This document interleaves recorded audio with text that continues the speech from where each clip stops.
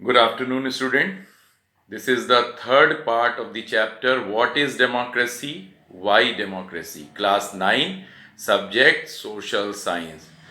Student, in this section, we will begin from page number 6 of your textbook, where we will address the remaining features of the democracy. In the previous section, we completed the two features of the democracy. So let me remind it quickly. The first feature was that final decision taking power should be within the elected representative. Elected person should have the final. So we concluded there that in democracy, final decision taking power must be under the control of those who are elected representative of the people of that particular country.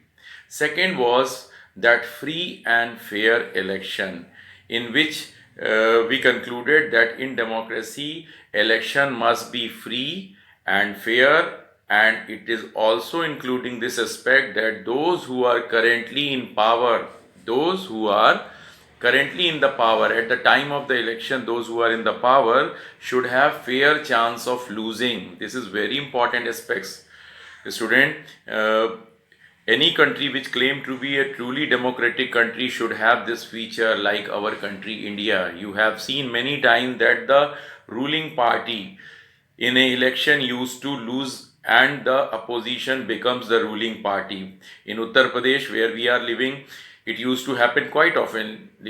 Over the last 20-30 years, there has been a trend that there has remained a government of the Samajwadi Party. After 5 years, we find that Basapa or Bahujan Samaj Party comes into the power. Again, either it was Samajwadi Party or presently it is the BJP run government is there. So government keep changing. Even in the center, before 2014, it was the Congress-led alliance was ruling as UPA. Now it is presently a BJP-led alliance called NDA is ruling. So that is one of the very democratic feature. We must appreciate that there is always a fair chance of losing of the party which is ruling, and it is all because election is conducted freely and fairly by an independent institution which has a constitutional status. We have Election Commission of India which conducts election. Moving further to next point, student, that our next point is another feature of democracy is one person, one vote, one value. Look, ever since across the world struggle for democracy started, so political equality was the demand during this struggle. That is what we should be knowing, that during this struggle what happened, that every part of the world there was a demand that each adult citizen should be considered fit for casting vote, and each person should be given only one vote. And third point is within this, that each vote should have equal value or equal to 1. It means one person, one vote, one value, that we call universal adult franchise. When I said student equal citizen, it means there must be a certain, when I said that political equality for the adult citizen, pay attention here, this adult citizen is defined in a different manner by the in the different country. Like in India, when our country got independence, at that time the voting age was 21 year, but after 1989 it was reduced to, through the 61st constitutional amendment, it was reduced to 18 year. So we can say that adult citizenship can be defined according to the change of the country. Different country may have their own rule, but the basic concept of political equality is that adult citizen, irrespective of their caste, creed, sex, religion, birthplace, should be given equal political right to cast their vote. And one more thing is that one person, one vote, one value. Means each person will give one vote and each vote will be counted as one. This is one of the democratic feature. Now you can say it exists across the country wherever democratic system exists. However, there are some exceptions in which you will find that it is still not followed. Your book has given 3 examples. First is from the Saudi Arabia. However, now in Saudi Arabia things are right. But before 2015, women did not have equal political right. This is not only Saudi Arabia. When you will study history in class 9, very soon we will be starting history also. There is a chapter, French Revolution, in which you will come to know that during the 17th 18th century, when the voting right was given, it was given only to the tax paying adult male and those who were the propertied, but passive citizen, and these people who were given voting right were considered active citizen. There was another category that was passive citizen. They did not have the right to vote, like women were included, those who did not have sufficient property, those who were not contributing in the tax were not given voting right. So you can say that the kind of system which existed 200 years ago is still existing in some of the part where one person, one vote, one value is not followed. Another example is a student that is from the Estonia. This Estonia is a country which was earlier the part of United States of Soviet Republic, but after 1991, when Soviet Republic was broken into the part and Russia became a separate country and remaining countries were considered into the category of Commonwealth of Independent State, Estonia is among uh, is one of the countries of the Commonwealth of Independent State. That was just a brief introduction. Your textbook has not provided. So Estonia has been a country in which citizenship rule exists, where the minority Russian, it is a country close to the Russia, so some of the minority section in this country is Russian, and they do not have the voting right being provided in this country. Student, there is third example is Fiji, in which you will find that there are two category of people. Some people have migrated in the early 18th and 19th century and have settled over there in the Fiji from our country India. So in this country there are two category of people: those who are indigenous Fiji. Indigenous means those who are the natural habitat or habitat from the early period, and then there are Indian Fiji. The Fiji in the Fiji there are some people who whose forefather or whose ancestor went over there and got settled. So for these two category of people, voting right is given to both of them, but their voting value is not same. That is how universal adult franchise or one person one vote one value principle in rare cases is not followed. Overall, we can say that every country where there exists a democracy, especially the larger democracy of the world, you will find that political equality is followed properly. So in this section we can conclude, your book has written in bold letter that in democracy each adult citizen must have one vote and each vote must have one value. One person, one vote, and each vote is equal to 1. It should not be there that there has to be one person whose vote is equal to 10 and another person whose vote is equal to have the value of 5. That will not be democratic in nature. So student, to prove that, there is another cartoon on page number 7, kindly go through. It is a election of a country, Iraq, where people, some of the common citizen of Iraq are showing their finger with the ink mark. I hope you are aware that ink mark is a representation, that it is a symbol that the person has used his voting right by casting his vote.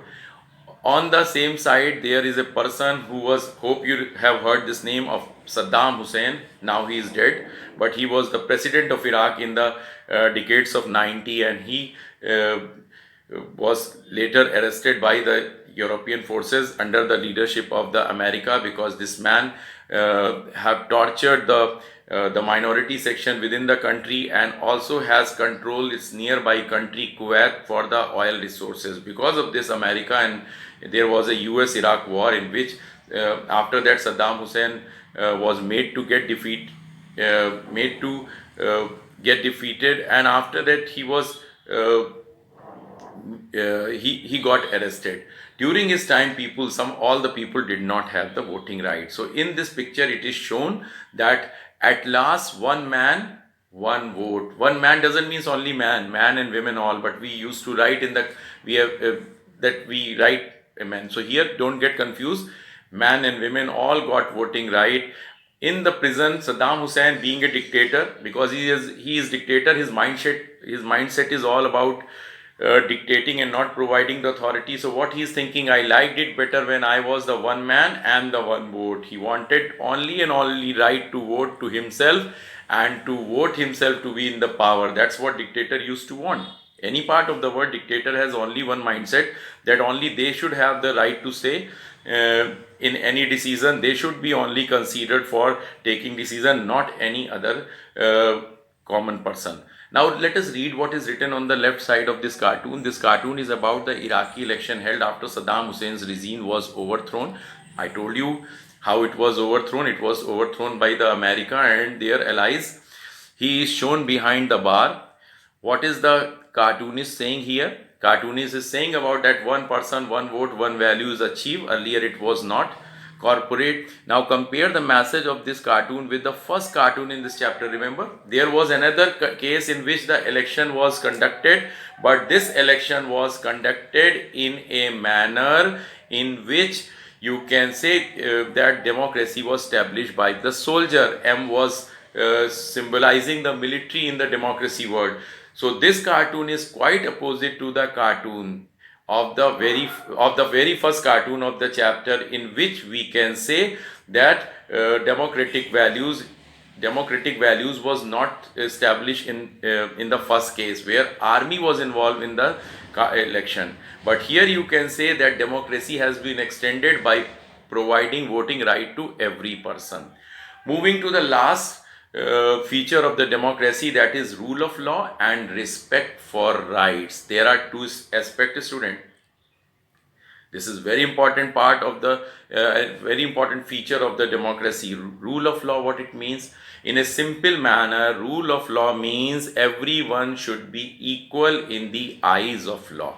And let me tell you that in your class 8th student, you had a chapter fundamental right, where you discuss with your teacher that in article 14 of Indian Constitution there exists rule of law. It means every person in this country, be it male or female, be it for a rich or poor, any caste, any religion, any creed, is considered equal. It means justice will be done without making any discrimination on the ground. So in the eyes of law, all the people in our country are equal. But does it exist in every part of the world?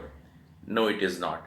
I gave you example in your textbook. No example of India is shown, but because you have studied the fundamental right, where you studied rule of law, I just wanted to tell you that we are supposed to be proud of our country in which rule of law exists. Every person has the equal opportunity to be treated and given equal treatment by the law of the country.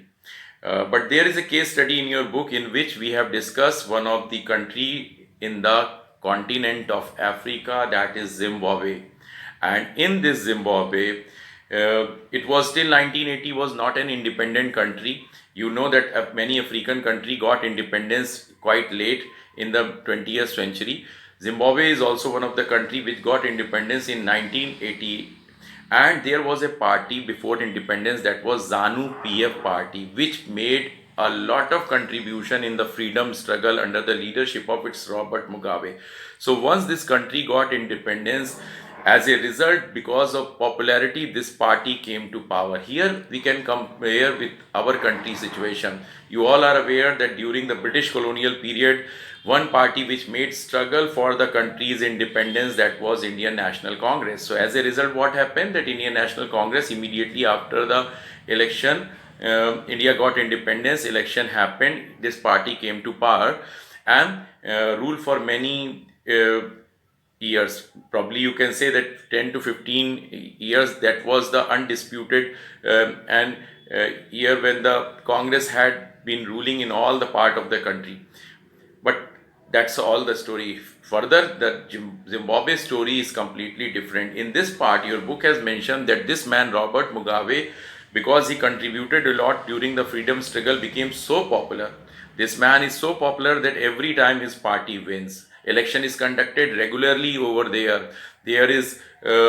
But it is also mentioned that apart from the Robert Mugabe being very popular among the masses of the Zimbabwe, among the people of the Zimbabwe, he used some dirty tricks to win the election, something like what you studied in the case of Mexico. Robert Mugabe, over the years, ever since he came to power since 1980, has made number of times changes in the constitution, and every time his intention was to increase the power of the president and to make him less and less accountable. He has also made all provision that the opposition party should not have freedom. Their people are not allowed in this country to criticize the president or the government decision. People are also not allowed to demonstrate against the government policies and government's program. Radio and television is under the control of the government. You can say that they have become the mouthpiece of the government. They only bring the policies of the government in a manner of appreciating, but they never criticize the government. There exist some of the private news channels and some of the private newspaper, but its journalists journalists are harassed by the government if they try to criticize the government or raise any question on the government's policy.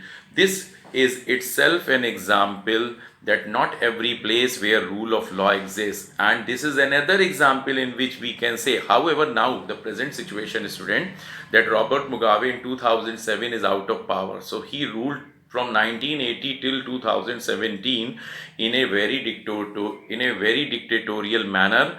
However, every time he got elected by the people. Pay attention. In Zimbabwe, election happened.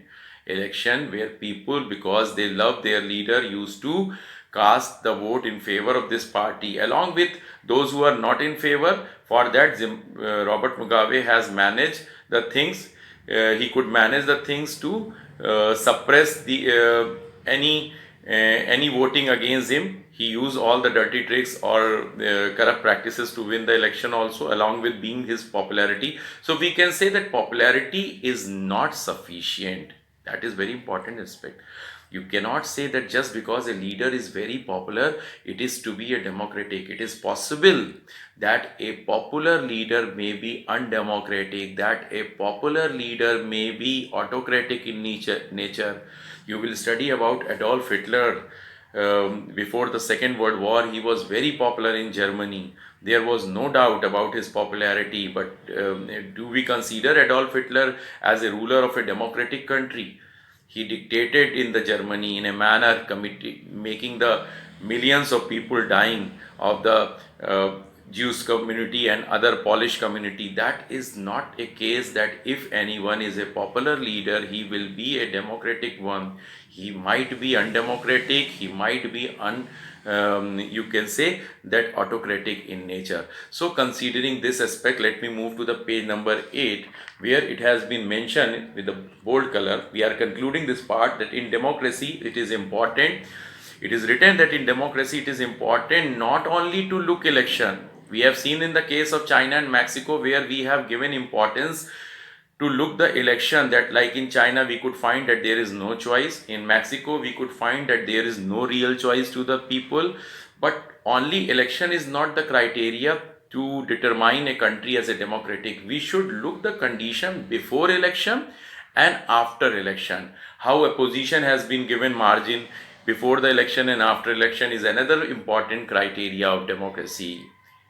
That's okay that in democracy one party wins and comes into the government, makes the government, and another party lose and remain in the opposition, but doesn't mean that opposition should be suppressed by the ruling party. Opposition should be given all the views, all the freedom to come up with their views. That is very important. Now, what the people's situation in democracy has to be, people should have freedom to express their views. As you said, that as you have studied that in case of Zimbabwe, people have no right to demonstrate, no right to express their views. But every democratic country should have this freedom for the people, that people should come up to express their views. They should have the freedom to form association. They should have freedom to write articles in the newspaper. They should have freedom to criticize the policies and program of the government. I would like to tell you that in the fundamental rights section of your country, fortunately, all these rights are extended to the people of our country. So we should be proud. But many other parts of the world, you will not find such situation existing to the people, even if there are election taking place. In this country, Zimbabwe, it was also observed that many times judiciary, all the orders which was passed by the judiciary was overlooked by the president. So what a democratic feature should be as far as the judiciary is considered? Judiciary is as far as judiciary is concerned, student, judiciary should be free to pass the judgment without any fear from the ruling party. So that is another feature of the democracy. So now we are concluding another part. We have taken two parts in this section, that is rule of law. I made you clear how rule of law, what is rule of law, that is law is equal, everybody is equal in the eyes of law, that is one point. And respect for people, that is the another, respect of for the rights of the people, that we have discussed, that in democracy it is to be. After having discussed, let us conclude what is written in the bold color on page number 7, student. Before we will address another cartoon, it is mentioned that a democratic government cannot do what it likes. Important. Democracy is okay, winning with a majority is fine, popularity is very good, but in a democratic government should not be free to do anything what it is like. Rather, it should be compelled to take the decision as per the set rules and regulation. You can call it the constitution of that particular country. That is one of the democratic aspects, because if government wins election and after that it start taking decision in a dictatorial manner, in a undemocratic manner, the very purpose of democracy will be fail. We will not be achieving the purpose of successful democracy. Democracy is not meant to only conduct election and letting one party to win and rule. Democracy is meant to ensure that the party which wins the election do the ruling as per the principles of the country, as per the rules, regulations set by the country, and above all, with the limitations set by the written rules. Every government which is claiming to be democratic should follow the rules of the country. Moving to the last part, it is also mentioned that in democratic country, your book is mentioning that government should be given government should give proper space to the opposition party. In every major decision, opposition party should be discussed. I want to give you example that how opposition can be consulted in a democracy. Today it is 15th May, and our Prime Minister today will be having a video conferencing with all the Chief Minister of the various state about the situation of the present lockdown going on and how it can be extended or not extended, whatever the condition. So it means that in a true democracy, government should not be there to take unilateral decision on their own. Rather, they should be consulting with the opposition. Strong opposition is the strength of democracy, because it keeps a check on the ruling party, and ruling party always remain concerned that it need to do good, otherwise it will end up ruling a election. I already made the point clear that free and fair election is a feature of democracy in which those who are currently in power may have the chance of losing. Moving to another part, that in a true democracy there has to be a good opportunity for the minority section. It should not be something like Estonia, where the minorities are not consulted, no political rights are given. That's why in India every minority has equal political right provided here in our provided here in our country. Then we can say that now let us conclude that what is required. A democratic government rules, this is the last point I'm repeating, I'm concluding. A democratic government's rule within the limit set by the constitutional law and citizens' right. Two aspects. Government in a democracy must rule within the limits set by the rules of the country. You can call it constitution, and there has to be good opportunity for people's right that should be respected. So student, these four features of democracy we have completed. Now let us summarize the definition of democracy. If you remember, we started with a simple definition of democracy where I said that democracy is a form of government in which rulers are elected by the people. Three words: rulers, elected, and people. But we could understand that this definition of democracy was not at all adequate. There has to be something more than this, that we can add all these four features in the democracy. I am wanting to add one by one. These are written on page number 8. Please read yourself. The first point, as we discussed already, that elected rulers should take final decision. There has to be no doubt in democracy, those who are elected representative of the people should have the final decision taking power. There has to be no case like Pakistan where elected leaders were like a puppet and Parvez Musharraf was taking all the decision. That is not democracy, student. Second point, that there has to be free and fair election, we have discussed, and always there has to be opportunity to change the government to the people, that the government can be changed. Ruling party can be made as a opposition party, and opposition party can become the ruling party in a fair democracy, because if people are unhappy with the ruling of a particular party, they can replace. That should be the power in democracy. It should not be like what is there in the Mexico, it should not be like what is there in the China, it should not be like what is there in the Zimbabwe, where ruling party has been ruling continuously without a threat of being replaced. So in a democracy, something should happen like India. I told you that in our country there is a fair chance of ruling party, those who are currently ruling, there is a fair chance of losing, which is very good feature of democracy. Moving to last aspect, the third aspect, that is choice given on the basis of adult franchise, universal adult franchise. One person, one vote, one value has to be there. If voting is taking place, all people without any discrimination should be provided right to vote. Every vote should be considered equal to one. It should not be there like Estonia or Saudi Arabia, or the country we discuss, that is Fiji. We should have a voting right like what exists in our country, India. Your textbook has not mentioned any case of the India over here, but I am realizing you by mentioning the case of India, that how good democracy we are when all these parameters are being fulfilled. Very quickly moving to the last part, that government should rule by the basic set by the limit. Government should rule by the limit set by the constitution, and people's right should be provision. There has to be provision for the people's right in the democracy. Make the point clear. That's how, student, we have completed this portion, but I forgotten to address the cartoon given on page number 8. I would request you, please open this page number 8. It is a cartoon related to the China, and you can see that 3 tanks are showing as Yahoo, Google and Cisco. You are knowing that these are those search engine that provide us various information.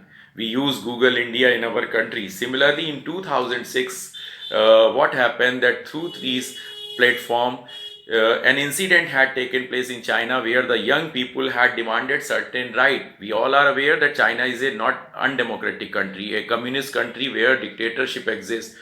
Government of China is not at all interested to pass the kind of right what people across the world in democratic country used to get. So government has banned all these Yahoo, Google and Cisco to a certain extent. It means all the information cannot be extended in this part. That's the cartoon is showing. Your book is wanting to find out the information related to yourself. I have already made the point clear. It is written in the part that you have been asked, student, remind the reader of another major events in recent Chinese history.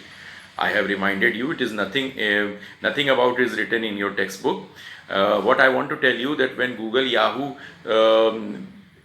started their campaign in this part of the world by providing the right to information to the people of China, government did not like, and government has restricted this. Through this cartoon, it has been shown to you that a child is wanting to get various information about government, about policies of the government, but this right is not accessible because all these informations are denied to the people in China, which is again giving you an idea that this particular country is not giving the kind of right what people have, that is right to information. It is a symbol of undemocratic system. Student, we are completing this section now. In the next section, we will begin to the second aspect of the democracy, that is why democracy. Our next heading is why democracy, that we shall address on the next part. Thank you, student.